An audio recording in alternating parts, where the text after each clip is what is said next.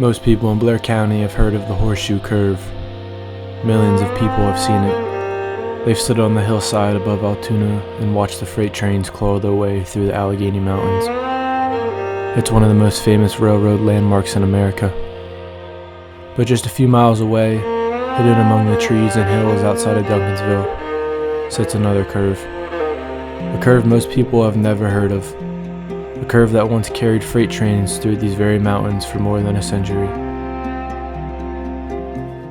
Today it's quiet, the trains are gone, the rails are gone, and unless you know exactly where to look, you never know it was here at all. This is the story of the Muleshoe Curve.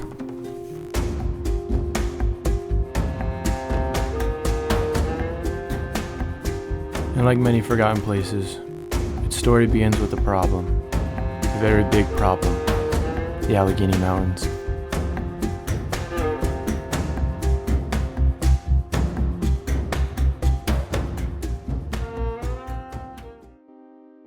Everything moving between eastern and western Pennsylvania had to find a way through the mountains. Goods, people, mail, coal, everything. And the mountains weren't making it easy. In the early 1800s, Pennsylvania invested heavily in canals and waterways, but eventually those routes reached a limit. The solution to this became the Allegheny Portage Railroad. Completed in 1834, it was one of the greatest engineering achievements of its era.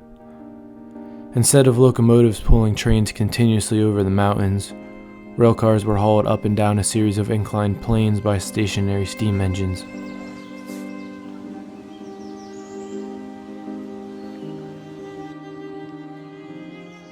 It worked, but it was slow, complicated, expensive, and before long, railroad technology was advancing faster than the system itself. The future belonged to locomotives, not inclined planes. And Pennsylvania needed a new route, a better route, and in the 1850s that route began taking shape. Engineers set out across the mountains searching for a path that locomotives could realistically climb. The goal wasn't simply getting through the mountains, it was getting through them gradually. And somewhere along that route, west of Duncansville, engineers created a sweeping curve through the landscape. A curve that wrapped around the hillside and allowed trains to gain elevation while navigating the rugged terrain. Eventually, railroaders began calling it the Muleshoe Curve.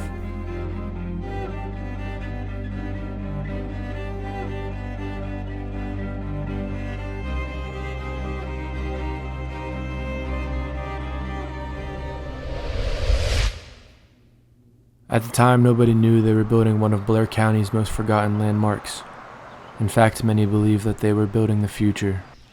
But sometimes history has different plans, because while the new Portage Railroad was being built, another railroad was working on its own route through the mountains, the Pennsylvania Railroad.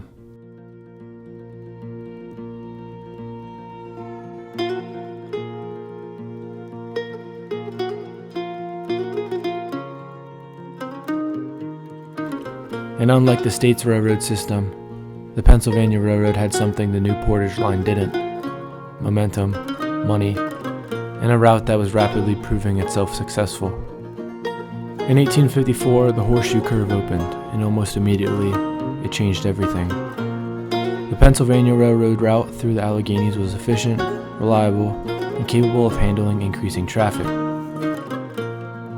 Suddenly, the new Portage Railroad found itself competing against a railroad that was already winning. And in 1857, the Pennsylvania Railroad purchased much of the state's transportation system, including the new Portage Railroad.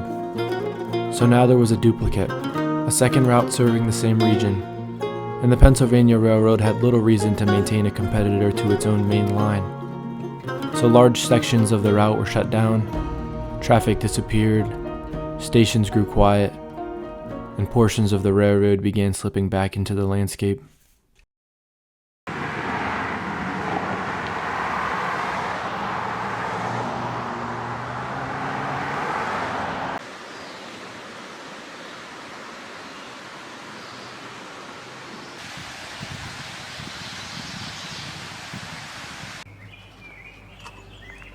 And for a while, it seemed as though the story of the Muleshoe Curve had come to an end.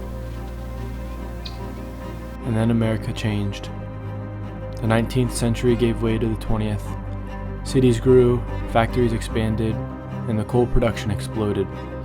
And suddenly, railroads found themselves carrying more traffic than ever before. The Pennsylvania Railroad had become one of the most powerful railroad companies in the world.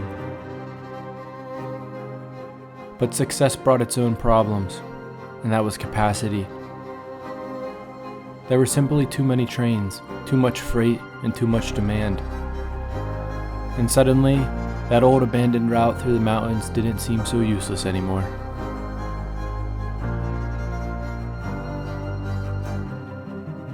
And so the railroad looked back at the new portage line. The grades were still there, and many of the structures remained intact. The route already existed, so instead of building something entirely new, they could just bring something old back to life. And that's exactly what they did. And in 1904, the line was rebuilt, double-tracked, modernized, and returned to service.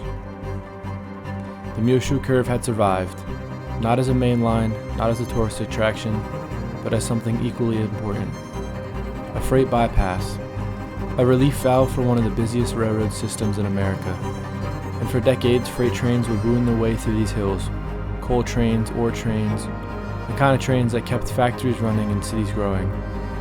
Most people never really saw them or thought about them, but they were there. The first signs of decline appeared in the 1950s, when one of the line's 2 tracks were removed. It was a practical decision. Traffic patterns were changing, and the railroad no longer needed the capacity it once had. But looking back, it was also a warning. The Muleshoe Curve was becoming less important, and the railroad just didn't know it yet. And then came the mergers and the financial struggles and the collapse of the Pennsylvania Railroad. The railroad industry was changing rapidly. Routes that once seemed essential were now being reevaluated, and secondary lines like the Muleshoe Curve found themselves increasingly difficult to justify. Finally, in 1981, the line was abandoned.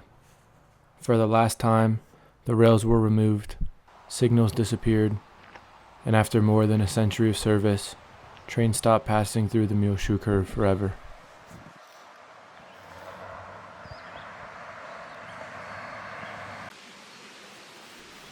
This bridge is one of the last major reminders that the Muleshoe Curve ever existed. It was built in 1904 as part of the route's reconstruction, and the bridge carried freight trains overhead for decades. Thousands of people drive beneath it every year, and most of them never really give it a second thought. But the bridge has outlived the railroad it was built to serve. The trains disappeared, the rails disappeared, and yet the bridge remains. The Muleshoe Curve never became as famous as the Horseshoe Curve. It never attracted tourists. It never found its way into history books the same way.